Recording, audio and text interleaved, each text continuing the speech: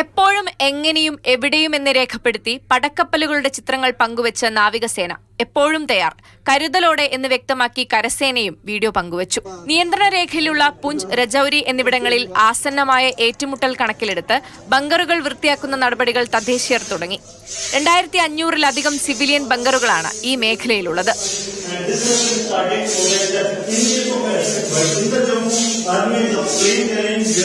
അട്ടാരിയിലെ അതിർത്തി വേലിക്ക് സമീപമുള്ള കൃഷിയിടങ്ങളിൽ കൊയ്ത്ത് തിങ്കളാഴ്ചയോടെ പൂർത്തിയാക്കാൻ സൈന്യം നിർദ്ദേശം നൽകിയതായി കർഷകർ അറിയിച്ചു.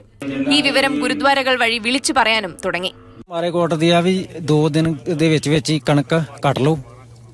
ਤਕਰੀਬਨ ਕਣਕ ਤੋਂ ਕੱਟੀ ਗਈ ਹੈ। ਤੂੜੀ ਬਣਨੇ ਵਾਲੀ रहती है, वो भी बोला भी अपने 2 दिन के बीच काट लो. പാക് ഭീകരർക്ക് സഹായങ്ങൾ നൽകുന്ന 14 തദ്ദേശീയ കശ്മീരി ഭീകരരുടെ പട്ടിക ഏജൻസികൾ തയ്യാറാക്കി. ഇവരുടെ ചിത്രങ്ങളും പുറത്തുവിട്ടു. ജെയ്ഷെ മുഹമ്മദ്, ലഷ്കർ-എ തൊയ്ബ, ഹിസ്ബുൾ മുജാഹിദ്ദീൻ തുടങ്ങിയ ഭീകര സംഘടനകളിൽ പ്രവർത്തിക്കുന്ന 20-നും 40-നും ഇടയ്ക്ക് പ്രായമുള്ളവരാണിവർ.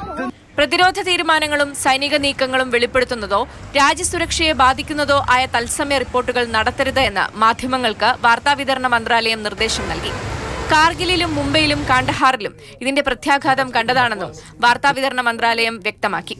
പഹൽഗാം ഭീകരാക്രമണത്തിൽ പാകിസ്ഥാൻ ബന്ധം തെളിയിക്കുന്ന തെളിവുകൾ ലോകരാജ്യങ്ങൾക്ക് ഇന്ത്യ നൽകി. അതേസമയം കശ്മീർ പ്രശ്നത്തിൽ ഇടപെടില്ലെന്ന് US പ്രസിഡന്റ് ഡൊണാൾഡ് ട്രംപ് വ്യക്തമാക്കി.